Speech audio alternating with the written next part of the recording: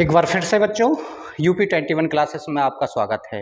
हम आज लेकर आए हैं बच्चों पॉलिटी, और पॉलिटी की पहली क्लास है अपनी, जो MCQs के रूप में आएगी बच्चों। हालांकि करंट पे हम डिस्कस करते थे, आज हम नए सब्जेक्ट पर और नए जोश के साथ नया MCQs, जो तुम्हारे संविधान के जो डिफ़िकल्ट कह सकते हैं क्षेत्र है, या कह सकते हैं जो डिफ़िकल्ट लेसन है शुरुआती, जहाँ पर भारतीय संविधान का निर्माण उससे क्वेश्चन आते हैं बच्चों, और ज़्यादा ही टफ क्वेश्चन आते हैं। हम उन्हीं पे आज बात करेंगे, उन पे डिस्कस करेंगे। आज की क्लास में अपने 15 क्वेश्चन होंगे बच्चों। चलिए देखते हैं, एक बार देख लेते हैं मोटिवेशनल को। और मोटिवेशनल है तुम्हारा सफल होने के लिए आपको अपनी खामियों को स्वीकार करना और आगे बढ़ने की जरूरत है। बच्चों, हमारे अंदर जो खामियां हैं उनको हमें देखना है, उनका एनालिसिस करना है, कि हमें पता लगना चाहिए कि हमारा कौन सा पॉइंट या कौन सा सब्जेक्ट या कौन सा टॉपिक जो हमारा कमज़ोर है, हम उस पर ज़्यादा कड़ी मेहनत करें बच्चों। यही इस मोटिवेशनल का कह सकते हैं लगाने का तात्पर्य यही है, बच्चे अपनी कमियां पहचानें और कमियों को दूर करते हुए हम सफलता की श्रेणियों पर या सीढ़ियों पर आगे बढ़ते रहें, क्योंकि स्टेप बाय स्टेप हमें आगे बढ़ना है बच्चों। एक अगर हमें सफलता मिलती है तो हम उस पर ठहर नहीं जाना है, उस पर आगे हमेशा बढ़ते रहना है। कठिन परिश्रम के साथ हमें आगे बढ़ते रहना है। बच्चे परिश्रम तो बहुत करते हैं, पर कहीं जाके वो सही दिशा में परिश्रम नहीं कर पाते बच्चों। बस यही है कि सही दिशा में आप अपनी ऊर्जा को वेस्ट करें, ताकि हमें उसका लाभ मिल सके बच्चों। तो एक बार फिर से हम पढ़ लेते हैं। सफल होने के लिए आपको अपनी खामियों को स्वीकार करना और आगे बढ़ने की जरूरत है। जब तक हम अपनी कमियों को नहीं पहचान पाएंगे बच्चों, तो उससे पहले हम सफल नहीं हो सकते। मान लेते हैं कि कोई भी सब्जेक्ट हमारा कमज़ोर है, जैसे कि बच्चों का अधिकतर रहता है कि आज के समय में अगर मैं बात करूं तो जीएस सबका कमज़ोर पॉइंट कह सकते हैं सब्जेक्ट है, क्योंकि जीएस किसी का पूर्ण नहीं हो सकता। फिर भी हम अगर उसमें जैसे कि तुम्हारा जीएस में बहुत टॉपिक होते हैं, जैसे कि हम पॉलिटी आज लेकर आए हैं, करंट है, हिस्ट्री है, ज्योग्राफी है, और भी है, तो उसमें कौन सा पॉइंट आपका कमज़ोर है वही हमें पहचानना है, उस पर हमें ज़्यादा मेहनत करनी है बच्चों। तो आइए देखते हैं पहला क्वेश्चन आपका पॉलिटी का, और बात करते हैं हम पहले क्वेश्चन की बच्चों। इस क्वेश्चन से आपको आइडिया लग जाना चाहिए कि ये जो वनडे एग्जाम होते हैं उनका कैसा स्तर होता है पॉलिटी का। ये तुम्हारा यूपीपी में भी काम करेगा, ये तुम्हारा एसएससी में भी काम करेगा, रेलवे में भी काम करेगा, और भी तुम्हारे जितने भी कॉम्पिटिशन एग्जाम हैं, तो पॉलिटी अधिकतर सभी में आती है बच्चों। तो एक बार नए रिदम के साथ हम पढ़ते हैं पॉलिटी। देखते हैं बच्चों, पहले क्वेश्चन पढ़ते हैं। निम्नलिखित में से किस एक अधिनियम द्वारा भारत में संघीय न्यायालय की स्थापना की गई थी? वेरी वेरी इंपोर्टेंट है बच्चों। एक बात मैं आपसे बताऊं कि भारत में सुप्रीम कोर्ट की स्थापना जो की गई थी, वो अधिनियम कौन सा था? वो जो अधिनियम था 1773 था। कौन सा था? 1773 का रेगुलेटेड एक्ट के तहत भारत में सुप्रीम कोर्ट की स्थापना की गई थी बच्चों। और वारिंग हेस्टिंग के समय में की गई थी, क्योंकि उस समय वो भारत के गवर्नर जनरल थे, और बंगाल के गवर्नर को बंगाल के गवर्नर को पूरा नाम उसका गवर्नर जनरल कर दिया गया था। ये सब हम आगे चल के पढ़ेंगे। तो फिलहाल हम संघीय न्यायालय की स्थापना की बात करते हैं बच्चों। तो किस अधिनियम के तहत भारत में संघीय न्यायालय की स्थापना की गई थी? तो ऑप्शन ए होगा बच्चों। तो ऑप्शन ए है तुम्हारा भारतीय परिषद अधिनियम 1861, इसके तहत की गई थी। या ऑप्शन बी है भारत सरकार अधिनियम 1909 के तहत की गई थी। या ऑप्शन तुम्हारा सी है भारत सरकार अधिनियम 1919 के तहत की गई थी। या उपरोक्त तुम्हारा ऑप्शन डी है बच्चों, उपरोक्त में से कोई नहीं। तो इसका आंसर होगा बच्चों उपयुक्त में से कोई नहीं बच्चों, कि इन अधिनियम के तहत, इनमें से किसी भी अधिनियम के तहत भारत में संघीय न्यायालय की स्थापना नहीं की गई थी बच्चों। एक बार देख लेते हैं, थोड़ा इसका पोस्टमार्टम कर लेते हैं क्वेश्चन का, ऑप्शनल के अकॉर्डिंग हम देखते हैं। पहले इसका हम सटीक आंसर देखते हैं बच्चों। जो इसका आंसर होगा, जो इसका आंसर है, तो भारत सरकार भारत सरकार अधिनियम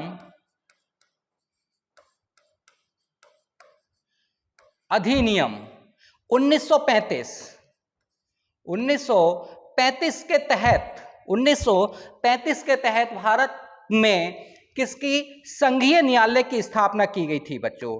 किसकी स्थापना की गई थी? संघीय न्यायालय की स्थापना की गई थी। संघीय न्यायालय की स्थापना और कब की गई थी बच्चों? संघीय न्यायालय की स्थापना जो की गई थी वो 1937 में की गई थी बच्चों।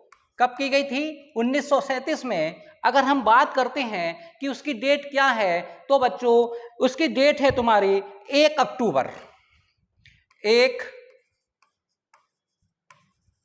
अक्टूबर 1937 में पहला संघीय न्यायालय स्थापित किया गया था। अगर हम बात करते हैं अधिनियम की तो भारत सरकार अधिनियम 1935 के तहत भारत में संघीय न्यायालय की स्थापना की गई थी। ये इसका करेक्ट आंसर है बच्चों।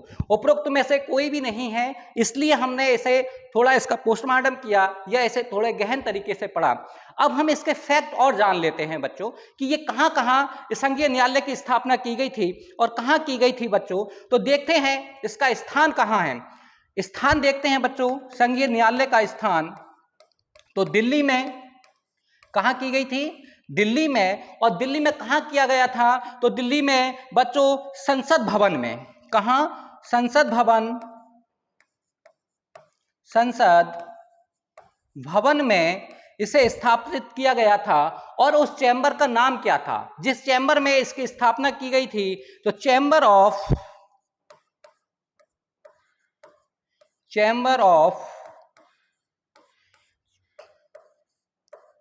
प्रिंसेसेस में अपना पहला संघीय न्यायालय की स्थापना की गई थी बच्चों। अगर हम बात करते हैं इस संघीय न्यायालय के, भाई कोई मुख्य न्यायाधीश तो होगा बच्चों, तो हम बात करते हैं इसके मुख्य न्यायाधीश की।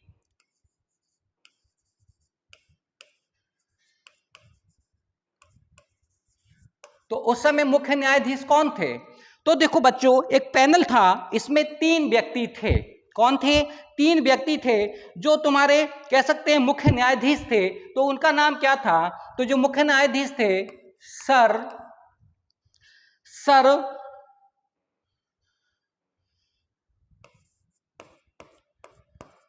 मैरिस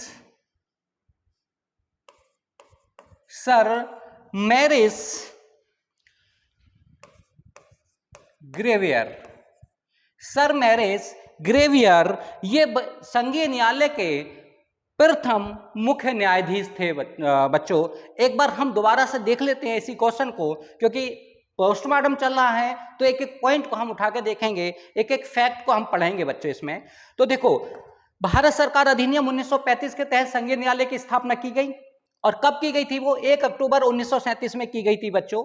और कहां की गई थी? नई दिल्ली में की गई थी। और नई दिल्ली में कहां? संसद भवन में। और संसद भवन में कहां? चैम्बर ऑफ प्रेसेस में इसकी स्थापना की गई थी। अगर हम बात करते हैं कि संघीय न्यायालय के प्रथम मुख्य न्यायाधीश कौन थे, तो सर मैरिस ग्रेवियर थे और इन्हें प्रथम मुख्य न्यायाधीश बनाया गया था बच्चों। हम बात करते हैं, अब देखो एक एक पॉइंट इसका हम देख लेते हैं, एक एक पॉइंट इनका देखते हैं बच्चों। इसे मिटा लेते हैं क्योंकि इसके अब एक एक पॉइंट हम देखेंगे। तो जो 1861 अधिनियम है, लॉर्ड कह सकते हैं कैनिंग, जो 1857 की क्रांति के बाद भारत के प्रथम वायसराय बने थे बच्चों, और उनके समय में 1861 में ये तुम्हारा अधिनियम आया था। और इस अधिनियम को किस नाम से जाना जाता है? तो बच्चों इस अधिनियम को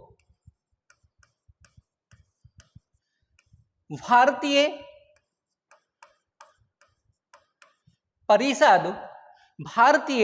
परिषद अधिनियम के नाम से जाना जाता है। अधिनियम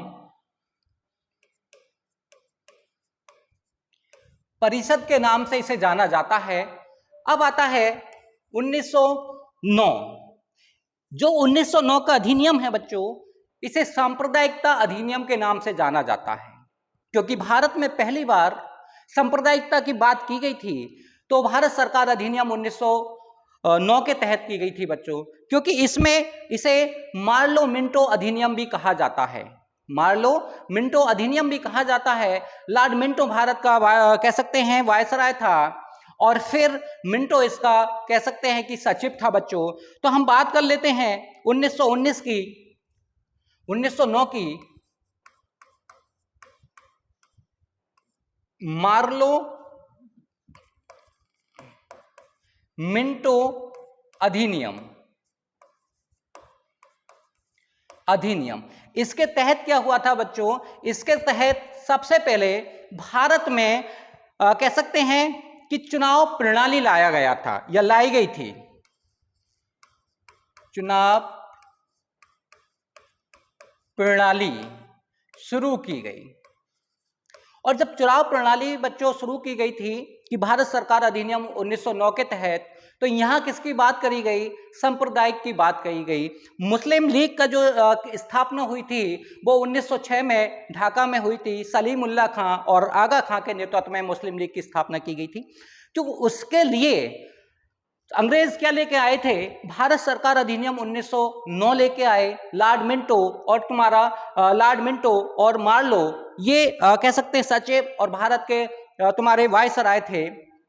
अगर हम बात करते हैं इसकी, तो ये सबसे पहली बार भारत में सांप्रदायिकता की बात करता है, और फिर तुम्हारा भारत में पहली बार चुनाव प्रणाली की भी ये बात करता है।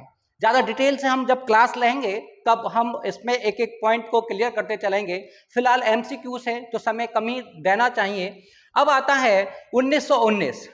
अगर हम बात करते हैं भारत सरकार अधिनियम 1919 की, तो भारत सरकार अधिनियम 1919 में क्या हुआ था बच्चों, एक बहुत इंपॉर्टेंट है, इससे इधर हम लिख लेते हैं क्योंकि आगे आप क्लास करेंगे तो सब समझ जाएंगे। तो इसके तहत हम बात करते हैं, तो इसके तहत की बात किया गया है पहली बार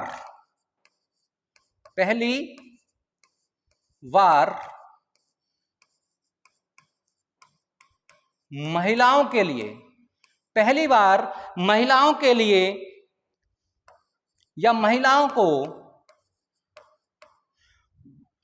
मताधिकार की बात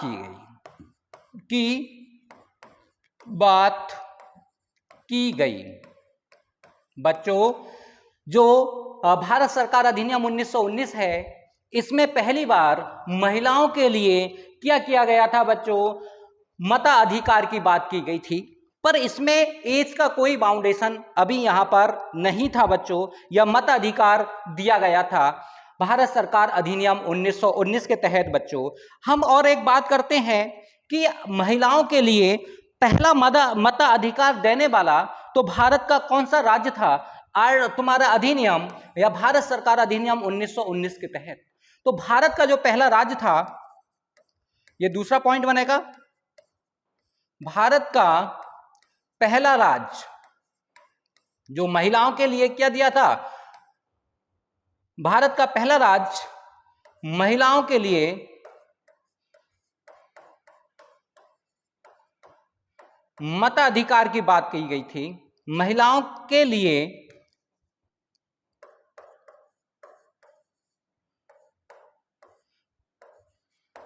मताधिकार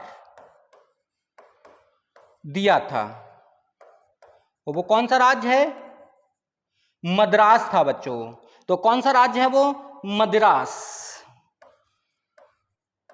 उस समय मद्रास ने महिलाओं के लिए बच्चों पहली बार मताधिकार की बात की और उन्हें प्रदान किया गया। तो बच्चों तुम्हारे ये 3 के 3 क्लियर हो गए। चौथा अपना भारत सरकार अधिनियम क्लियर हुआ। भारत सरकार अधिनियम 1919 के तहत पहली बार भारत में महिलाओं के लिए मताधिकार की बात की गई। इसके तहत तुम्हारा क्या कह सकते हैं कि मद्रास ने पहली महिलाओं के लिए मताधिकार प्रदान किया। फिर आता है 1919 को सांप्रदायिक 1909 को सांप्रदायिकता का अधिकार कह सकते हैं अधिनियम माना जाता है। इसके तहत कह सकते हैं कि मुस्लिमों को मताधिकार की बात की गई थी बच्चों। अब आता है भारत सरकार परिषद अधिनियम 1861। इसमें अगर हम बात करें तो कहीं कहीं बजट की भी बात मिलती है कि बजट पे बहस करने का भी अधिकार हमें जो मिला था तो भारत परिषद अधिनियम 1861 के तहत मिला था बच्चों। अगला क्वेश्चन हम देखते हैं, जो अपना अगला क्वेश्चन है बच्चों, तो अगले क्वेश्चन की बात करते हैं। भारत का संघीय न्यायालय निम्नलिखित में से किस वर्ष स्थापित किया गया था बच्चों? ये अभी आपने पढ़ा है, जो अभी आपने पढ़ा है कि भारत में संघीय न्यायालय की स्थापना कब की गई थी। तो जो डेट अभी मैंने पीछे पूरा पोस्टमार्टम करके बताया क्वेश्चन का, तो इसी प्रकार से ये आपको बहुत ज्यादा इजी होने वाला है, क्योंकि अब देख लेते हैं बच्चों। तो ऑप्शन ए है 1935, ऑप्शन बी है 1937, ऑप्शन सी है 1946 और ऑप्शन डी है बच्चों 1947। क्योंकि इसका भी हम पोस्टमार्टम कर सकते हैं, क्योंकि इस समय हमें इसकी जरूरत है ही नहीं पोस्टमार्टम करने की। तो इसका आंसर होगा बच्चों ऑप्शन बी होगा। और 1 अक्टूबर 1937 में दिल्ली में संघीय न्यायालय की स्थापना की गई थी। थोड़ा थोड़ा पीछे प्रकाश डाल लेते हैं बच्चों। जो 1935 है, भारत सरकार अधिनियम 1935। अगर हम भारत सरकार अधिनियम 1935 की बात करते हैं तो जो 1773 से रेगुलेटेड एक्ट और 1935 तक के जितने भी तुम्हारे अधिनियम आए वो सब एक जगह इंक्लूड कर दिए गए और बाद में उसे बना दिया गया भारत सरकार अधिनियम 1935 बना दिया गया था बच्चों। क्योंकि उसके तहत ये भारतीय कह सकते हैं भारत सरकार अधिनियम 1935 अपना भारतीय संविधान होता अगर इसमें कह सकते हैं कि प्रस्तावना जुड़ी होती, पर इसमें प्रस्तावना नहीं थी, इसलिए इसे हम भारतीय संविधान नहीं मान सकते। पर हाँ, एक बात तो है बच्चों, क्योंकि भारत सरकार अधिनियम 1935 का भारतीय संविधान में 70% हिस्सा है और 70% के साथ ये कह सकते हैं कि भारत सरकार अधिनियम बहुत बड़ा तुम्हारा अधिनियम बना और बाद में इसे इंक्लूड कर दिया गया बच्चों। क्योंकि भारतीय संविधान में ये कितने परसेंट है? ये अपना 70% हिस्सा रखता है बच्चों। हम बात करते हैं अगले, तो 1937 हो गया तुम्हारा। अगर हम 1946 की बात करते हैं तो एक बात यहां हम देखते हैं कि भारतीय संविधान सभा का गठन 1946 में किया गया था बच्चों, और 1946 के तहत इस डेट में किया गया और 9 दिसंबर 1946 को संविधान सभा की पहली बैठक आयोजित की गई थी। और उसके तहत अगर आप चलेंगे तो बड़ी डिटेल से हम एक एक पॉइंट पे बात करते चलेंगे आगे पॉलिटी में। हम देखते हैं बच्चों, अगला क्वेश्चन है अपना 1947। 1947 को हम नहीं भूल सकते, क्योंकि 14 जुलाई 1947 को भारतीय स्वतंत्रता अधिनियम लाया गया और इस अधिनियम के तहत अपने भारत को स्वतंत्र किया गया था बच्चों। अगला पॉइंट हम बात करते हैं अगले क्वेश्चन की, तो देखते हैं बच्चों अगला क्वेश्चन है, निम्नलिखित में से किस अधिनियम के अंतर्गत भारतीय संविधान परिषद को बजट पर बहस करने की शक्ति प्राप्त हुई थी? तो बच्चों अभी मैं आपसे कह सकते हैं कि पिछले क्वेश्चन में मैं आपको ये बता चुका हूं कि किस पर भारतीयों को बहस कह सकते हैं कि बजट पर बहस करने के लिए हमें कुछ अधिकार प्राप्त हुए थे बच्चों। तो एक बार देख लेते हैं कौन सा अधिकार प्राप्त हुए थे। क्वेश्चन नंबर 3 है अपना, ऑप्शन ए है भारतीय परिषद अधिनियम 1861, ऑप्शन बी है भारतीय परिषद अधिनियम 1892, ऑप्शन सी है बच्चों भारतीय परिषद अधिनियम 1909 और ऑप्शन डी है बच्चों भारत शासन अधिनियम 1919। अगर आपको लगता है बच्चों इसमें ऑप्शन कौन सा सही है तो ऑप्शन इसका ए सही है बच्चों, क्योंकि अभी मैं भारतीय परिषद अधिनियम आपको बता चुका हूं, क्योंकि फर्स्ट क्वेश्चन जो आया था वो तुम्हारा वहीं से आया था बच्चों। तो हम बात कर लेते हैं इस पर। तो जो तुम्हारा ऑप्शन ए है, अगर हम बात कर रहे हैं ऑप्शन ए की, तो आपको भारत परिषद अधिनियम 1909 भी आपका हो गया। अब है भारत शासन अधिनियम 1919 भी आपका हो गया बच्चों। बस आपके ये दोनों हो गए हैं और ये अभी हम इस पे बात करते हैं।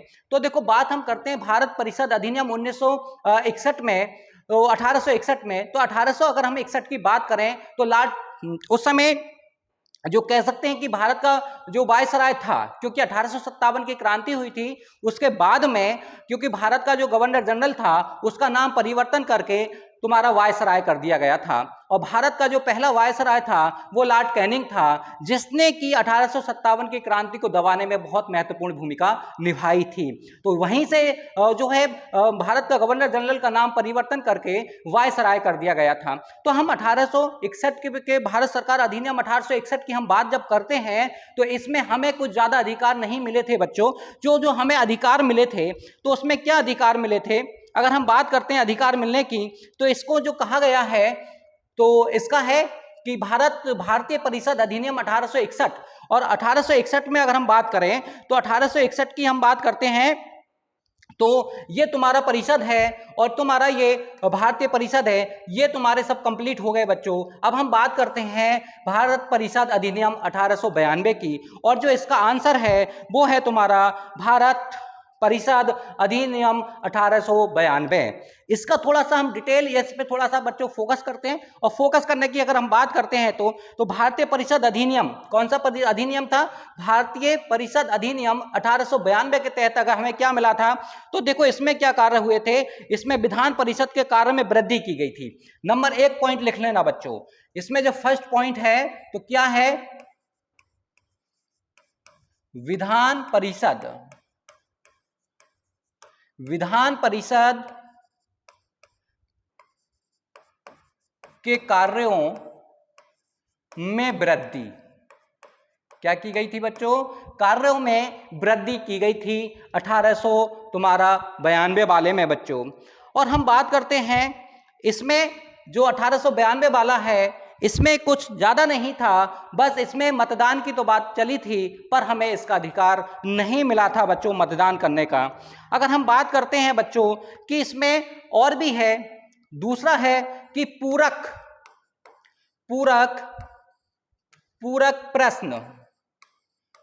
प्रश्न पूछने का अधिकार हमें नहीं मिला था, अधिकार नहीं मिला था।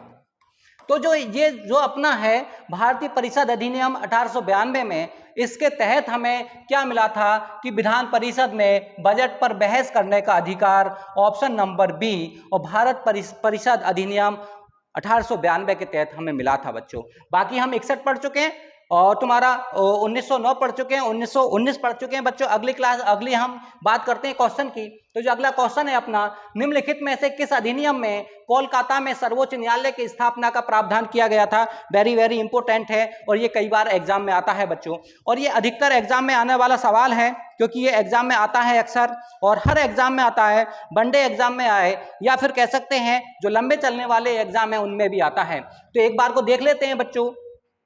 तो ऑप्शन ए है रेगुलेटेड एक्ट 1773, ऑप्शन बी है भारत सरकार अधिनियम 1784, और ऑप्शन बी है चार्टर एक्ट 1813, और ऑप्शन डी है चार्टर एक्ट 1833। तो बच्चों कह सकते हैं कि भारत में जो सर्वोच्च न्यायालय, कहां पर, कोलकाता में सर्वोच्च न्यायालय की जो स्थापना की गई थी उसका किस प्रावधान के तहत की गई थी बच्चों, रेगुलेटेड एक्ट 1773 में एक अधिनियम आया था बच्चों, और भारत सरकार ने अधिनियम लेके कह सकते हैं कि ब्रिटिश सरकार अधिनियम लेके आई थी। और इस अधिनियम के तहत क्या किया गया था कि बंगाल के गवर्नर को उसका नाम गवर्नर जनरल कर दिया गया बच्चों। मतलब रेगुलेटेड एक्ट के तहत बंगाल का गवर्नर हुआ करता था, बाद में उसे कह सकते हैं गवर्नर जनरल का नाम परिवर्तन किया गया। और वारिंग हेस्टिंग भारत के प्रथम गवर्नर जनरल थे क्योंकि वो बंगाल के थे। अगर हम बात करते हैं कि भाई गवर्नर जनरल जो वारिंग हेस्टिंग थे, वारिंग हेस्टिंग को ही भारत में न्यायिक कह सकते हैं न्यायिक सेवा का जनक कहा जाता है, और वो पहले गवर्नर जनरल थे जिन्होंने मदरसे की भी स्थापना कराई थी बच्चों। तो सबसे पहले हमारा जो क्वेश्चन है वो तुम्हारे हैं सुप्रीम कोर्ट को लेकर, या कह सकते हैं सर्वोच्च न्यायालय को लेकर। तो सर्वोच्च न्यायालय की जो स्थापना हुई थी बच्चों वो तुम्हारे रेगुलेटेड एक्ट 1773 के तहत की गई थी, पर की कब गई थी उसकी डेट है बच्चों तो 1774 को इसकी स्थापना की गई थी। और कहाँ की गई थी, कोलकाता में की गई थी। ये बहुत इंपॉर्टेंट है बच्चों क्योंकि यहां से हर बार एग्जाम में सवाल आता ही है, और 110% यहां से सवाल बनता है, रेगुलेटेड एक्ट 1773 के तहत भारत में सर्वोच्च न्यायालय की स्थापना की गई और वो कहां की गई, कोलकाता में की गई। और कब की गई, वो तुम्हारे 1774 में की गई थी बच्चों। इसलिए कह सकते हैं लॉर्ड वारिंग हेस्टिंग को भारत में न्यायिक सेवा का जनक भी माना जाता है बच्चों। हम बात करते हैं कि 1774, कहते हैं कि 1784, अगर हम बात करें 1784 की, तो 1784 की बात करते हैं। पहले एक चीज और यहाँ छूट रही है बच्चों, क्योंकि एससी, क्योंकि उस समय 1774 में इसकी स्थापना की गई। तो क्वेश्चन पूछ लेता है थोड़ा डिटेल, इसके प्रथम मुख्य न्यायाधीश कौन थे। कहने का मतलब है कि इसके प्रथम मुख्य न्यायाधीश कौन थे बच्चों, तो इसके जो प्रथम मुख्य न्यायाधीश थे एलिजा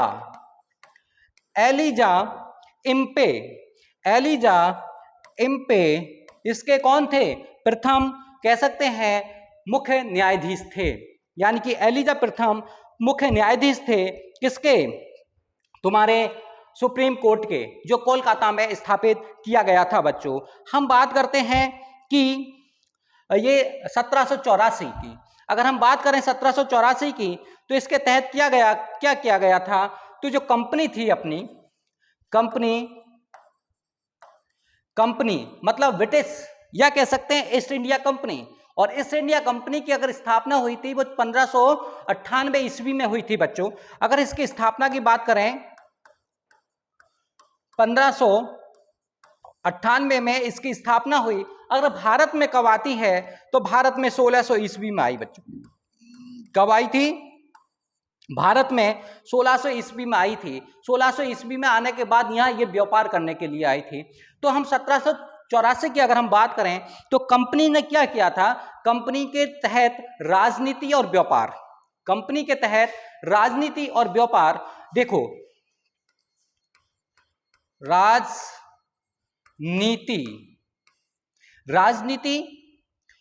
और व्यापार, ये कंपनी को हिदायत दी गई कि या तो आप क्या करेंगे, आप राजनीति और व्यापार कार्यों का पृथकीकरण किया गया था। यानी कि कंपनी को 1784 के तहत ये बताया गया कि आप क्या करेंगे, ना राजनीति और व्यापार अलग अलग रूप से आप करेंगे। यानी कि राजनीति करेंगे और व्यापार करेंगे, दोनों का सेक्शन अलग बांट दिया गया। एक तरफ राजनीति कर दिया गया, दूसरी तरफ तुम्हारा व्यापार कर दिया गया। और किस अधिनियम के तहत, भारत सरकार अधिनियम 1935 के तहत बच्चों ये कर दिया गया था। अगर हम बात करते हैं तो इसके तहत एक और इंपॉर्टेंट सवाल बनता है बच्चों, नियंत्रण बोर्ड, या कह सकते हैं कंट्रोल बोर्ड। कंट्रोल बोर्ड की भी स्थापना की गई थी। वेरी वेरी इंपॉर्टेंट है बच्चों, ये सवाल आने वाले हैं हर एग्जाम में आते हैं बच्चों। तो क्वेश्चन पूछ लेगा कि कंट्रोल बोर्ड, यानी कि कंट्रोल करने के लिए कंट्रोल बोर्ड की स्थापना की गई थी, और किस अधिनियम के तहत की गई थी, भारत सरकार अधिनियम 1784 के तहत की गई। ये भी आप पढ़ चुके 1773 1784। अब हम बात करते हैं 1813 की। अब हम बात करते हैं बच्चों किसकी, 1813। तो 1813 के तहत क्या हुआ, तो इसमें क्या हुआ था, इसमें बहुत बड़ी घटना हुई थी बच्चों। और घटना क्या हुई थी, भारत को लेके थी। और भारत को लेके क्या हुआ था, क्योंकि हमारे भारत की जो स्थिति थी शिक्षा की वो बहुत दयनीय थी। क्योंकि ये जब अंग्रेज यहाँ आए, दक्षिण देशों के जब यहाँ आए थे भारत में, तो यहाँ की जो अपनी शिक्षा थी वो एक कैसी थी, वैदिक शिक्षा के अनुरूप चलती थी। पर यहाँ आके इन्होंने क्या किया था, अंग्रेजी शिक्षा को बढ़ावा दिया था। लॉर्ड मैकाले वगैरह यहाँ एक कह सकते हैं गठन हुआ, एक बोर्ड की स्थापना की गई। लॉर्ड मैकाले उसके कह सकते हैं अध्यक्ष बनाए गए थे बच्चों। वो सब अगली बातें हैं। तो फिलहाल जब हम बात करेंगे चार्टर एक्ट 1813 में, तो देखो भारतीय शिक्षा, यानी कि भारतीय शिक्षा पर कितने लाख रुपया, भारतीय शिक्षा पर, शिक्षा का जो बजट हम बात करते हैं, भारतीय शिक्षा का बजट, तो वो बजट कितना था बच्चों, वो 1 लाख रुपया था। कितना, 1 लाख रुपया। और 1 लाख रुपया क्या था, वार्षिक था। क्या था बच्चों, वार्षिक 1 लाख रुपया। यानी कि चार्टर एक्ट 1813 के तहत भारत में भारतीय शिक्षा को कितना बजट बनाया गया या दिया गया तो मात्र 1 लाख रुपया भारतीय शिक्षा के लिए यह बजट दिया गया था। और किसके तहत दिया गया था? चार्टर एक्ट 1813 के तहत, कि भारत में 1 लाख रुपया प्रति वर्ष शिक्षा पे खर्च किया जाएगा। ये इंपॉर्टेंट लाइन है बच्चों। फिर हम बात करते हैं चार्टर एक्ट 1833 की। तो जो चार्टर एक्ट 1833 है, अब हम बात करते हैं कि यहां पर क्या था। 1828 में सती प्रथा पर प्रतिबंधित कर दिया गया था राजा राम मोहन राय और लॉर्ड विलियम बेंटिंग। और लॉर्ड विलियम बेंटिंग यहाँ के भारत के गवर्नर जनरल थे उस समय। और तो देखो 1800 जो तुम्हारा 33 आता है, 1833 अधिनियम है, इसके तहत भारत का जो कह सकते हैं बंगाल का गवर्नर जनरल था उसको भारत का क्या बना दिया गया? संपूर्ण भारत का गवर्नर जनरल घोषित किया गया था। हाँ, नहीं, मात्र इसको भारत का कह सकते हैं गवर्नर जनरल घोषित किया गया बच्चों। बस यही है, क्योंकि इसके तहत जो सबसे पहले इसमें क्या किया गया इस एक्ट के तहत 1833 के तहत, तो बच्चों इसमें हम देख लेते हैं कि बंगाल के गवर्नर को संपूर्ण भारत का गवर्नर जनरल बना दिया गया। क्या बना दिया गया बच्चों? जो बंगाल का गवर्नर था, बंगाल के गवर्नर को क्या कर दिया गया? संपूर्ण भारत का गवर्नर जनरल बना दिया गया। गवर्नर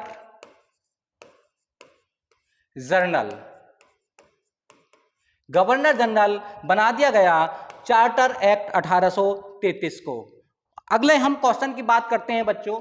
तो अगला क्वेश्चन है अपना, सर्वोच्च न्यायालय की स्थापना के संबंध में निम्नलिखित में से कौन सा कथन सही है?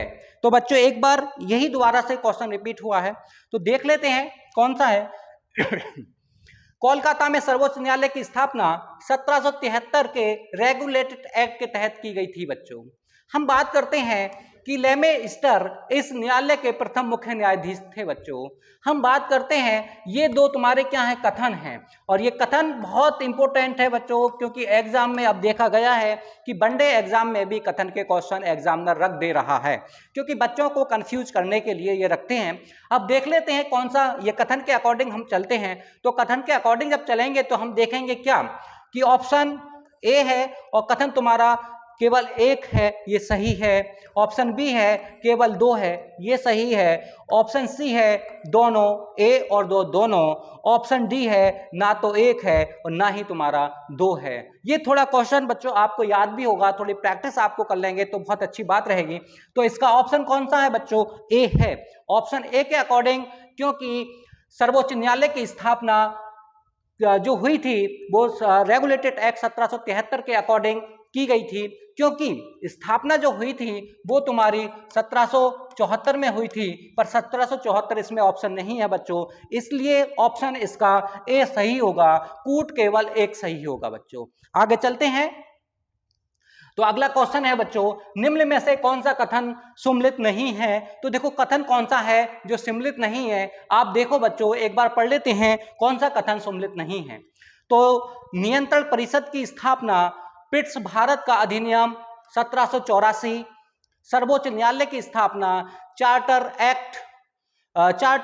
एक्ट अधिनियम 1813 और इंग्लिश मिशनरियों को भारत में कार्य करने की अनुमति, चार्टर अधिनियम 1913। अब आता है कि गवर्नर जनरल की परिषद में कानूनी सदस्य की नियुक्ति, चार्टर अधिनियम 1300 और कह सकते हैं 1833। तो बच्चों ये तुम्हारा जो क्वेश्चन है, इस क्वेश्चन की हम बात करते हैं तो कौन सा इसमें ऑप्शन सही है बच्चों? इसमें ऑप्शन सम्मिलित नहीं है। तो बच्चों सम्मिलित कौन सा ऑप्शन नहीं है? तो नियंत्रण बोर्ड की स्थापना 1784 के तहत, सर्वोच्च न्यायालय की स्थापना चार्टर एक्ट 1800 कह सकते हैं 73 के तहत हुई थी। तो सर्वोच्च न्यायालय की जो स्थापना हुई थी बच्चों वो 1773 के तहत की गई थी। तो इसमें ऑप्शन जो है वो तुम्हारा नहीं है, और नहीं को मैं बार बार दोहराता हूं कि बच्चों आप इसको दोबारा से पढ़ें, और जब कहीं नहीं आपको दिखाई दे तो आप उस पर सर्किल करें, फिर पुनः दोबारा से पढ़ें। तो बच्चों इसका जो ऑप्शन बी है वो इसका सही आंसर है। सर्वोच्च न्यायालय की स्थापना चार्टर एक्ट अधिनियम 1813 के तहत नहीं की गई, वो कब की गई? 1773 के तहत की गई थी। अगला क्वेश्चन है बच्चों, जो अगला क्वेश्चन है अपना, निम्नलिखित में से किसने भारत में अंग्रेजी शिक्षा की नींव रखी थी? वेरी वेरी इंपॉर्टेंट सवाल है बच्चों, क्योंकि जो ये सवाल है बहुत एकदम कह सकते हैं यूनिक, एकदम बढ़िया सवाल, एकदम यूनिक सवाल है, क्योंकि इस समय जो एग्जामिनर है वो बहुत ज्यादा पोस्टमार्टम करके सवाल या हर तथ्य को लेकर आता है। तो देख लेते हैं, इसमें भी तुम्हारा कूट दिया गया है और कूट का प्रयोग करना है बच्चों। तो आप कह सकते हैं 1813 का चार्टर एक्ट, फिर आता है बी general committee of public instruction 1823, फिर आते हैं सी है तुम्हारा प्राच्य विद्या एवं आंग्ल विद्या विवाद। ये दोनों मतलब एक प्रकार की दो विचारधाराएं थी और उन दो विचारधाराओं में आपस में क्या होते रहते थे, विचार नहीं मिलते थे, इसलिए उनमें एक सहमति नहीं हो पाती थी बच्चों। ये जो थे, जो तुम्हारा प्रत्ययवादी हैं, ये अपने भारत के थे, या भारतीय जो वैदिक या अपनी जो पुरानी सभ्यता थी उसके अकॉर्डिंग शिक्षा को देना चाहते थे, और जो आंग्ल तुम्हारे विवाद है ये बच्चों ये अंग्रेजी शिक्षा को आगे बढ़ाना चाहते थे। तो इनमें एक विचारों में कोई सहमति नहीं होती थी बच्चों। अब हमें कूट दिया गया है, नीचे दिए गए कूट का सही उत्तर चुनिए। तो बच्चों कौन सा इसमें कूट है और कूट का सही उत्तर कौन सा है, तो देख लेते हैं बच्चों कौन सा है इसमें। तो इसमें है तुम्हारा ऑप्शन डी है बच्चों, ऑप्शन डी है कि सब कुछ सही है। 1813 के तहत जो भारत में शिक्षा के लिए 1 लाख रुपए बजट वार्षिक घोषित किया गया था। ईसाई मिशनरियों के लिए यह छूट दी गई थी, वो भी 1813 के तहत। अगर हम general committee of public instruction की अगर हम बात करते हैं, तो इसके जो कह सकते हैं अध्यक्ष थे, इसके जो अध्यक्ष बनाए गए थे और इसका जो गठन हुआ था वो 1833 में हुआ था। अगर हम बात करते हैं 1833 की, वो 1823 की बच्चों, सॉरी 1823 में इस कमेटी का गठन हुआ था। तो इस कमेटी में क्या था, ये जिम्मेदारी करती थी कि भारत को एक साल में 1 लाख रुपया शिक्षा पर बजट प्रदान किया जाएगा। बजट दिया गया 1813 से, इंग्लिश शिक्षा की भी शुरुआत 1813 से। हम बात करते हैं जनरल कमेटी की स्थापना 1823 में, और इसके तहत इसकी जिम्मेदारी थी कि भारत में 1 लाख रुपया की शिक्षा पे बजट दिया जाएगा, तो दिया जाना है। अगर हम बात करते हैं बच्चों कि इसमें इस समिति में, जो ये समिति थी इसमें कितने सदस्य थे, तो इसमें बच्चों सदस्यों की संख्या 10 थी। और इसके अध्यक्ष कौन थे, इसका अध्यक्ष ज्यादा पूछा जाता है बच्चों, वेरी वेरी इंपॉर्टेंट है इसके अध्यक्ष। तो इसके अध्यक्ष थे लॉर्ड मैकाले। कौन थे? Lord Macaulay. लॉर्ड मैकाले कौन थे? लॉर्ड मैकाले थे। तो मैकाले इसके कौन थे? इसके अध्यक्ष थे। और भारत में अंग्रेजी शिक्षा का जनक किसे माना जाता है? लॉर्ड मैकाले को ही माना जाता है। तो इसलिए ऑप्शन नंबर तुम्हारा डी सही है, ए बी सी तुम्हारे तीनों के तीनों सही हैं। इसमें ईसाई मिशनरियों का काम, अंग्रेजी शिक्षा की शुरुआत, general committee of public intersection 2000 कह सकते हैं 1823, ये 1 लाख रुपए प्रोवाइड कराने की जिम्मेदारी। फिर आते हैं तुम्हारे प्रवचनवादी और आंग्ल विवाद, इन दोनों में सहमति नहीं थी, तो ये तीनों के तीनों तुम्हारे सही हैं। तो ऑप्शन उसका बच्चों डी सही होगा। हम अगले क्वेश्चन की बात करते हैं। तो किस अधिनियम के द्वारा ब्रिटिश संसद में चाय और चीन के साथ व्यापार को छोड़कर ईस्ट इंडिया कंपनी के साथ भारत व्यापार एकाधिकार को समाप्त कर दिया गया था? वेरी वेरी इंपॉर्टेंट सवाल है बच्चों ये, और ये कब कर दिया गया था आइए देख लेते हैं।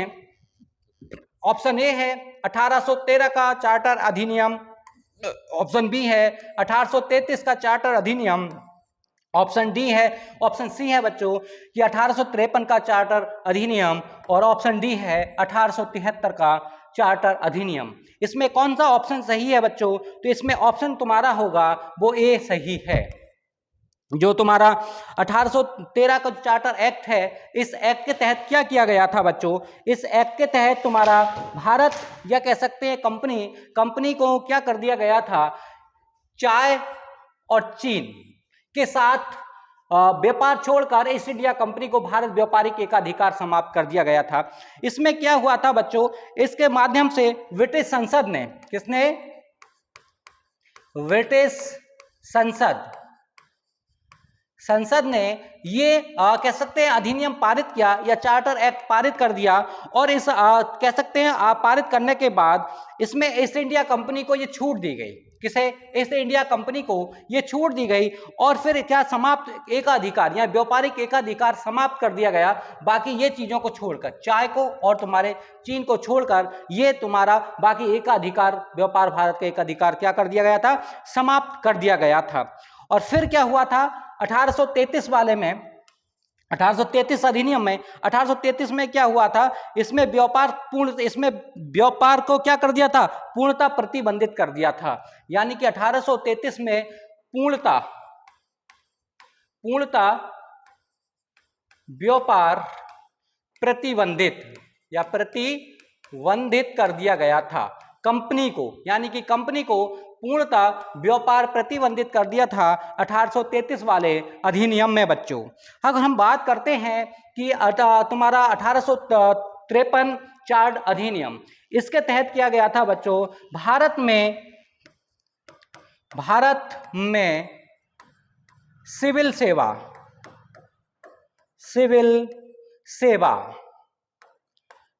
सेवा का उदय हुआ। क्योंकि इस समय भारत का जो गवर्नर जनरल था वो तुम्हारा लॉर्ड डलहौजी था, और लॉर्ड डलहौजी ने भारत में पहली बार कह सकते हैं कि एग्जाम, पहले जो होता था CIS का जो एग्जाम होता था वो तुम्हारे लंदन में होता था या इंग्लैंड में होता था। बाद में तुम्हारा जो हुआ 1853 के तहत भारत में ये प्रतियोगिताएं करानी शुरू की गई, और लॉर्ड डलहौजी ने पहला पेपर कराया था बच्चों, पर शुरुआत लॉर्ड कॉर्नवालिस ने की थी। पर इसकी जो शुरुआत कराई थी 1853 में लॉर्ड डलहौजी द्वारा कराई थी, और पहला पेपर अपना कहाँ हुआ था? इलाहाबाद में हुआ था। और इलाहाबाद तो सिविल सेवा को लेकर बहुत ज़्यादा उस समय जागरूक था। आज के समय में अगर हम बात करते हैं तो दिल्ली है, पर इलाहाबाद कहीं उस चीज़ को मेंटेन नहीं कर पाया। तो इसलिए पहला पेपर जो हुआ था तुम्हारा भारत में, तो वो किस अधिनियम के तहत हुआ था? 1853 का चार्टर अधिनियम के तहत किया गया था, और पहला पेपर तुम्हारा इलाहाबाद में हुआ था बच्चों। अब हम बात करते हैं 1873 की। अब हम बात करते हैं किसकी? 1873 की। तो 1873 में अगर हम बात करें कि 1873 है या 1874 है, तो देखो 1873 की बात करते हैं तो ये अपने आप में भी एक बड़ा अधिनियम हुआ है। तो इसके बारे में आगे हम जानकारी प्रोवाइड कराएंगे आपको। हम बात करते हैं बच्चों आगे कि किस अधिनियम ने भारतवासियों को अपने देश के प्रशासन में कुछ हिस्सा लेना संभव बनाया। तो किस अधिनियम के तहत भारत ने क्या किया कि उसमें हमें कुछ हिस्सा लेना संभव बनाया, कि कौन सा है, कि किस के तहत हम हिस्सा ले सकते हैं बच्चों। तो देखते हैं, ऑप्शन ए है चार्टर एक्ट 1833, ऑप्शन बी है चार्टर एक्ट 1853, ऑप्शन सी है government of India act 1858, option D है इंडिया काउंसिल एक्ट 1861 बच्चों। तो इसके किसके तहत हमें क्या हुआ था कि अपने देश प्रशासन में कुछ हिस्सा लेने की संभावना हमें मिली थी बच्चों। तो वो किसके तहत मिली थी? तो चार्टर अधिनियम धाराओं के तहत की गई थी। इसमें क्या हुआ था बच्चों कि इसमें इस एक्ट के तहत, किस एक्ट के तहत? 1833 एक्ट के तहत। क्योंकि जो 1853 में पहला पेपर आयोजित किया गया था, पर ऐसा नहीं, वो सही है, पर शुरुआत किसी चीज की एकदम नहीं होती बच्चों, धीरे धीरे शुरुआत हुई।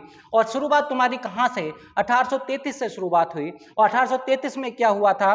भारत में मूल वंश जाति और कह सकते हैं मूल वंश जाति, या कह सकते हैं देश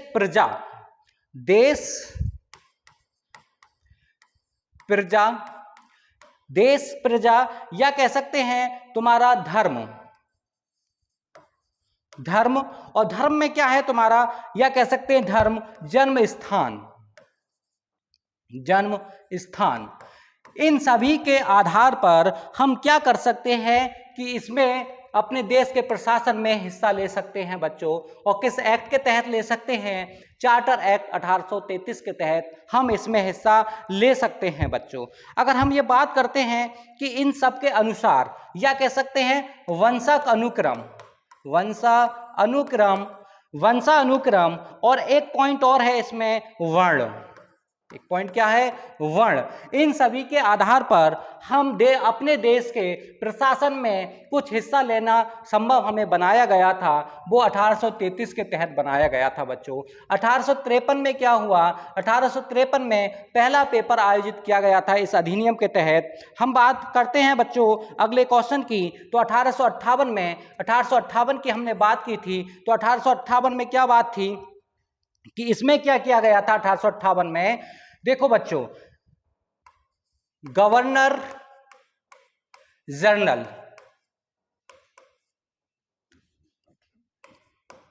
गवर्नर जनरल का नाम परिवर्तन किया जो कर दिया गया था। अब देखो कब किया गया था, 1857, 1857 में क्या हुई थी, मेरठ की क्रांति हुई थी। और उस क्रांति जो पूरा कह सकते हैं क्रांति हुई, उस क्रांति को दबाने के लिए अंग्रेजों ने पूरा पुरजोर तरीके से उन्होंने कह सकते हैं अपना हिम्मत जुटाई, और हिम्मत जुटा के वो दबा दिया था, यानी कि 1857 की क्रांति को दबा दिया था। फिर एक अंग्रेजी सरकार कह सकते हैं एक अधिनियम लेके आई, और उस अधिनियम के तहत क्या था, गवर्नर ऑफ इंडिया एक्ट 1858। इस अधिनियम के तहत क्या किया कह सकते हैं अंग्रेजी सरकार ने कि गवर्नर जनरल को नाम, उसके पद का नाम परिवर्तन करके क्या बना दिया था, वायसराय।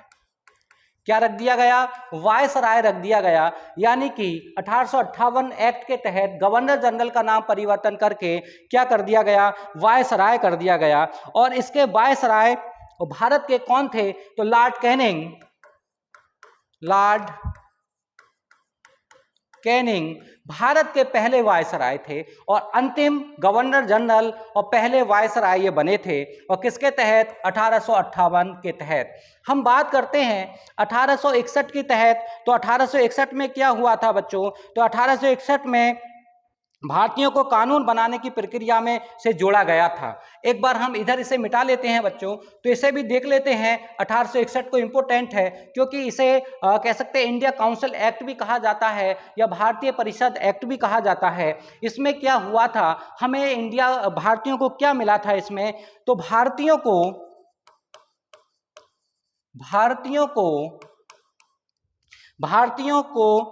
कानून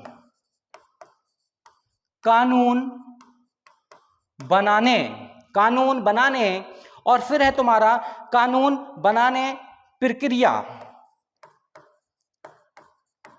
में, कानून बनाने की प्रक्रिया में या प्रक्रिया में शामिल किया गया।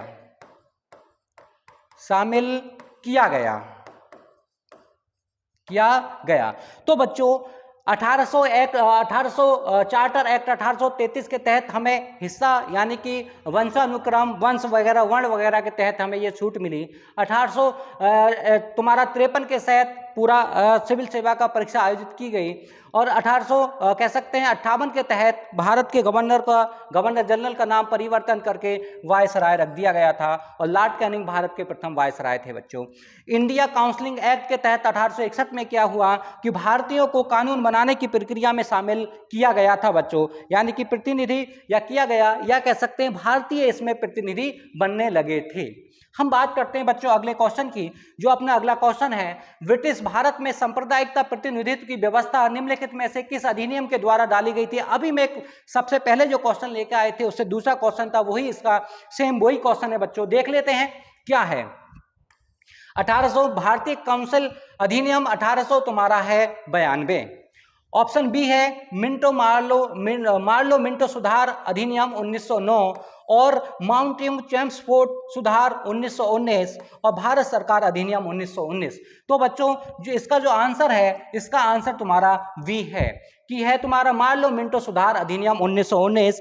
इस अधिनियम ने भारत में सबसे पहले संविधान कह सकते हैं कि सांप्रदायिकता की बात की थी, और सांप्रदायिकता का जो जनक भारत में कहा जाता है लॉर्ड मिंटो को माना जाता है, क्योंकि इसने ही आके अपने कैसे हिंदू मुस्लिम के बीच में एक खाई बना दी थी, इसने वो रेवड़ियां बांटनी शुरू कर दी थी। तो बच्चों इसलिए ज्यादा क्वेश्चन इसका है नहीं, तो इसे भी हम बता चुके हैं। 1919 में जो संघीय न्यायालय वगैरह आया, और वो सब जो तुम्हारा है कि 1919 के तहत तुम्हारा द्वैध शासन, कौन सा, द्वैध शासन द्वैध शासन की बात कही गई थी, किसकी? द्वैध शासन की बात कही गई, शासन की बात कही गई थी। द्वैध शासन का मतलब है बच्चों कि एक जगह दो शासक होना। किसी को कह सकते हैं कि सेना का देते हैं, किसी को तुम्हारे अर्थव्यवस्था का दे देते हैं। तो इस प्रकार से जैसे कि यूपी के मुख्यमंत्री तुम्हारे आदित्य योगी नाथ हैं और देश के तुम्हारे प्रधानमंत्री नरेंद्र मोदी जी हैं, तो इस समय भारत में द्वैध शासन पद्धति चल रही है बच्चों। अगले क्वेश्चन पे हम बात करते हैं, जो अपना अगला क्वेश्चन है। तो अगले क्वेश्चन को हम देखते हैं बच्चों। तो अगला क्वेश्चन अपना होगा तुम्हारा, देखते हैं केंद्र में द्वैध शासन किस अधिनियम के अंतर्गत स्थापित किया गया था। ये वही क्वेश्चन आया है जो अभी मैंने आपको बताया था बच्चों। तो ऑप्शन ए है अधिनियम 1919, इसकी तो बात ही ना करो क्योंकि ये सांप्रदायिक से संबंधित था। अब आता है तुम्हारा ऑप्शन बी, भारत सरकार अधिनियम 1919। एक बार को हो सकता है, देखते हैं। ऑप्शन सी है भारत सरकार अधिनियम 1935, क्योंकि ये पूरे संविधान का निचोड़ था, ये जितने भी अधिनियम हुए थे उन सबको एकत्र करके रखा गया था बच्चों। ऑप्शन डी है भारत सरकार वो भारत स्वतंत्रता अधिनियम 1947, तो इसका तो कोई इसमें रोल है ही नहीं बच्चों। तो हम देखते हैं कि कौन सा अपना आंसर है बच्चों। तो द्वैध शासन की अगर हम बात करते हैं तो द्वैध शासन का आंसर इसका है तुम्हारा सी, इसका आंसर है तुम्हारा सी। अगर हम बात करते हैं कि केंद्र सरकार, केंद्र में द्वैध शासन किस अधिनियम के अंतर्गत स्थापित किया गया था, तो बच्चों देखो द्वैध शासन की अगर हम बात करते हैं तो राज्यों में, किसमें? राज्यों में। तो राज्यों में हम बात करेंगे तो राज्यों में बात किसकी करेंगे? राज्यों में बात करेंगे। राज्यों में द्वैध शासन की बात करते हैं तो बच्चों कौन है तुम्हारा? द्वैध शासन 1919 है। द्विसदनात्मक या द्वैध शासन की बात करेंगे तो राज्यों में कहा 1919 के तहत करेंगे। अगर हम बात करते हैं कि तुम्हारे किसमें? केंद्र में। तो केंद्र में हम जो बात करते हैं बच्चों, तो केंद्र में बात करते हैं, केंद्र में द्वैध शासन की बात करते हैं तो केंद्र में द्वैध शासन किस अधिनियम के तहत लगाया गया था? तो द्वैध शासन जो केंद्र में द्वैध शासन है तो भारत सरकार अधिनियम 1935, किसके तहत? शासन, द्वैध शासन। तो भारत सरकार अधिनियम 1935 के तहत केंद्र में क्या किया गया था? द्वैध शासन लागू किया गया था। जैसे कि भारत के प्रधानमंत्री हैं और तुम्हारे यूपी के मुख्यमंत्री हैं, ये द्वैध शासन का एक अच्छा एग्जाम्पल है याद करने के लिए बच्चों।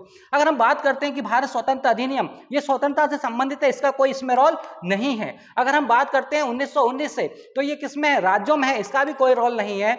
तो है तुम्हारा 1919, ये किससे है? तुम्हारा सांप्रदायिकता से है। किससे है बच्चों? सांप्रदायिकता से है। तो ये इसमें कोई सा भी ऑप्शन सही नहीं है, सिर्फ और सिर्फ तुम्हारा कौन सा है? ऑप्शन नंबर सी सही है बच्चों। इसलिए हम बात करते हैं ऑप्शन नंबर सी की बात करते हैं।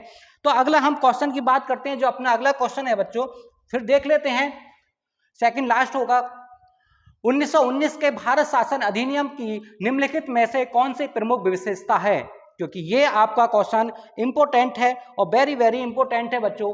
हम देखते हैं कि कौन सा है। देखो बच्चों कौन सा है तुम्हारा। अब हम बात करें इसके क्वेश्चन की, तो देखते हैं 1919 के भारत शासन अधिनियम की निम्नलिखित में से कौन सी प्रमुख विशेषता है। तो कौन सी प्रमुख विशेषता है 1919 की? तो प्रांतों की कार्यकारिणी सरकार में द्वैध शासन की व्यवस्था हो सकता है, क्योंकि अभी पीछे पड़ा है। ऑप्शन बी है मुसलमानों के साथ पृथक संप्रदाय निर्वाचन मंडल की व्यवस्था। ये कब? ये 1919 में कहा किया गया है। जहां कहीं मुस्लिम या संप्रदाय की बात आए, आंख मीच के मार लो मिंटो सुधार अधिनियम 1919 आपको लगा देना है। फिर है ऑप्शन सी है केंद्र द्वारा प्रांतों को विधेयक शक्ति का हस्तांतरण किया गया था। Very very important. अब इसमें हमें देखना है बच्चों कौन सा है। तो ऑप्शन ए भी सही है, ऑप्शन सी सही है, कहीं तुम्हारा ए और तुम्हारा सी होगा। तो बच्चों ऑप्शन इसमें सी है, सी इसका आंसर है। ऑप्शन ए है प्रांतों की कार्यकारिणी सरकार में द्वैध शासनों की व्यवस्था। प्रांत मतलब राज्य, प्रांत मतलब राज्यों में, यह हमें अभी आपको बता चुके हैं। और ऑप्शन सी है बच्चों केंद्र सरकार प्रांतों को विधेयक शक्तियों का हस्तांतरण किसके द्वारा किया गया था। ये तुम्हारा पूरे का पूरा क्वेश्चन 1919 पे डिपेंड करता है। तो इसका आंसर कौन सा होगा बच्चों? इसका आंसर तुम्हारा सी होगा। तो कौन सा है बच्चों? ऑप्शन तुम्हारा सी है। कहने का मतलब है कि ये सब चीजें इसमें सी है और सी आंसर इसका करेक्ट है बच्चों, क्योंकि एक बार हम पूरा पहले उसका पोस्टमार्टम कर चुके, पूरा फोकस हम कर चुके। अब जो भी इस पे क्लास होगी आपको कोई भी प्रॉब्लम नहीं आएगी। शुरू में आपको समस्या आई, अब आगे कोई समस्या नहीं आएगी। एक दो बार क्लास को रिविजन कर लेना बच्चों बस। अब फिर बात करते हैं, लास्ट क्वेश्चन होगा अपनी क्लास का। तो निम्नलिखित में से किसमें ब्रिटिश भारत में प्रांतीय स्वशासन की शुरुआत की गई थी? ये इंपॉर्टेंट सवाल है बच्चों कि किस कह सकते हैं किस ब्रिटिश भारत में प्रांतीय स्वशासन की स्थापना की गई थी निम्नलिखित में से, क्योंकि और भी हो सकता है, पर फिलहाल जो हमें 4 ऑप्शन है इसी में से हमें छांटना है बच्चों। तो ऑप्शन ए है कैबिनेट मिशन, ऑप्शन बी है साइमन कमीशन, ऑप्शन सी है भारत सरकार अधिनियम 1935 और ऑप्शन डी है बच्चों भारत सरकार अधिनियम 1919। तो हम बात करते हैं इसका जो आंसर है बच्चों, तो इसका आंसर कौन सा होगा? तो इसका आंसर है तुम्हारा डी। तो डी इसका आंसर है। तो भारत सरकार अधिनियम 1919 की हम बात करते हैं तो इसमें कहां राज्यों में, कहां पर राज्यों में किसकी बात की थी? द्वैध शासन की बात की थी बेटा बच्चों, किसकी? द्वैध शासन की बात की थी, शासन की बात की थी। और 1935 में तो इतना कुछ है बच्चों, बहुत ज्यादा है कि आरबीआई की स्थापना, ये सब चीजें हैं, बंगाल विभाजन, ये वो कह सकते हैं कि बर्मा को अलग किया गया, ये सब चीजें इसमें आती हैं क्योंकि ये भारत का संविधान का 70% है भैया, क्योंकि 1773 से और भारत सरकार अधिनियम 1935 को एक गठजोड़ किया गया, पूरा एक कह सकते हैं पोथा बनाया गया, उस पोथे को बाद नाम दिया गया भारत सरकार अधिनियम 1935, क्योंकि शुरुआत कहां से होती है? इसकी 1773 से होती है बच्चों। जो रेगुलेटेड एक्ट है उसके बीच में जितने भी एक्ट आए ये सब इसमें काउंट कर दिए गए और भारत की संविधान में 70% लिया गया। और एक बात और मैं बता दूं तुम्हें बच्चों, क्योंकि देखो जब से भारत हमारा कह सकते हैं कि स्वतंत्र नहीं हुआ था, या कह सकते हैं कि 1935 से जो अंतरिम सरकार वगैरह ये चली थी, ये किससे चली थी? वो सब चीज चली थी तुम्हारी भारत सरकार अधिनियम 1935 के तहत से अंतरिम मंत्रिमंडल का गठन किया गया, सब कुछ इसी के तहत चला था, जब तक अपना भारतीय संविधान पूर्णतः लागू नहीं हुआ था। हाँ एक बात है,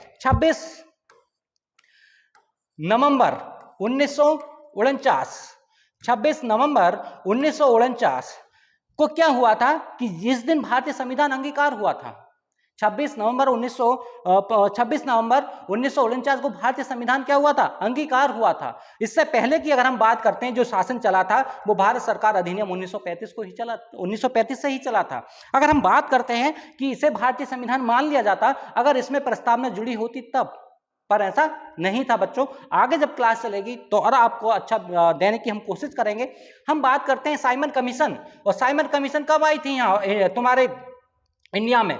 ये 1928 में साइमन कमीशन आया था, और किसने? लाला लाजपत राय ने इसका पुरजोर विरोध किया था, और अंग्रेजों ने उन्हें उनके सर पे लाठी चार्ज कर उन्हें लाठी से मार डाला गया था, क्योंकि लाठी चार्ज कर दी गई थी। और साइमन कमीशन का विरोध क्यों हुआ? क्योंकि साइमन कमीशन में एक भी हमारा सदस्य भारतीय नहीं था, सबके सब अंग्रेज थे, इसलिए साइमन कमीशन का विरोध हुआ। और लाला लाजपत राय की जो मृत्यु हुई थी वो इसी घटना को लेकर हुई थी बच्चों, साइमन कमीशन का विरोध में हुई थी।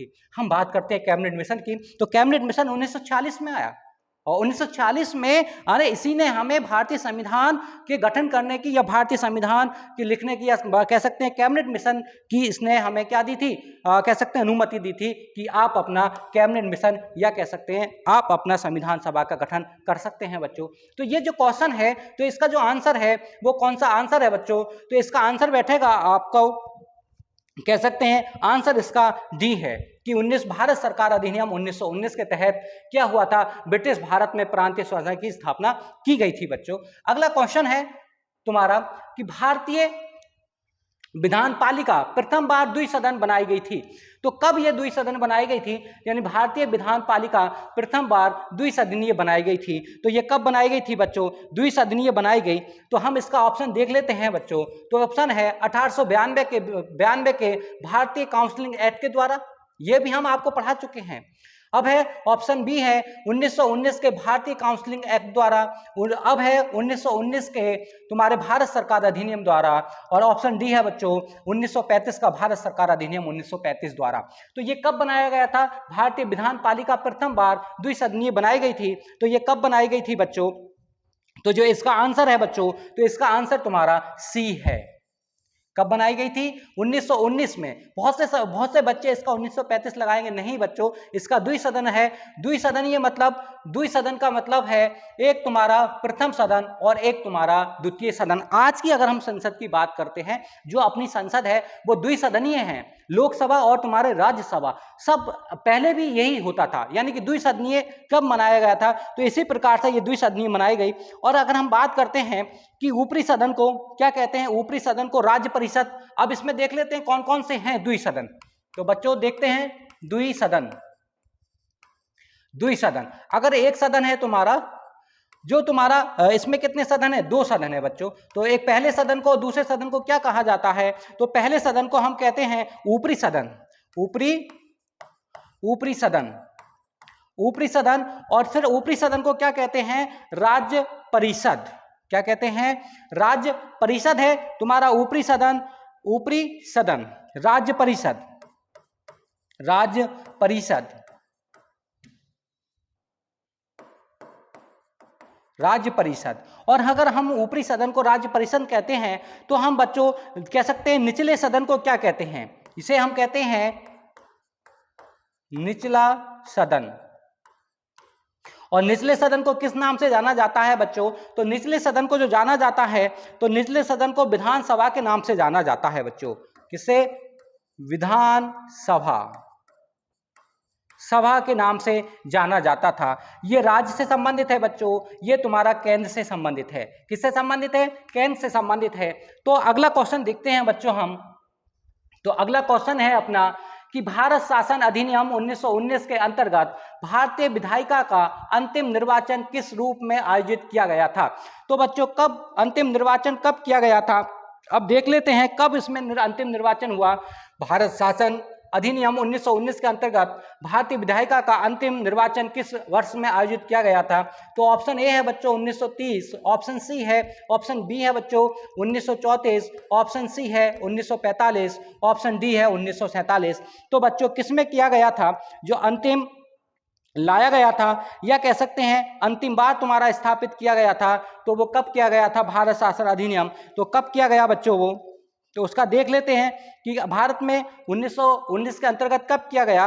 तो इसका आंसर है बच्चों ऑप्शन सी है 1945 में अंतिम बार इसका निर्वाचन किया गया था बच्चों। कब किया गया था? अंतिम बार इसका निर्वाचन किया गया था। हम बात करते हैं बच्चों, ये अपना आज का क्लास था। और क्वेश्चन इसमें कितने थे बच्चों? तो क्वेश्चनों की संख्या इसमें 15 थी। पूरा पोस्टमार्टम टाइप से हम लेके चल रहे हैं बच्चों, एक एक पॉइंट को हम लेके चल रहे हैं। थोड़ी शुरू में समस्या तो आती है, बाद में 1-2 बार क्लास का रिवीजन करें, कोई समस्या नहीं आने की है। ये दावा है मेरा कि क्वेश्चन इसी क्लास से क्वेश्चन आते हैं, इस क्लास से जरूर क्वेश्चन आपको रखा मिलेगा। तो बच्चों बस कड़ी मेहनत करते रहो, आगे बढ़ते रहो, अपनी कमियों को पहचानते रहो, जो टॉपिक आपका कमजोर है उस पर ध्यान देते रहो। थैंक यू बच्चों, धन्यवाद।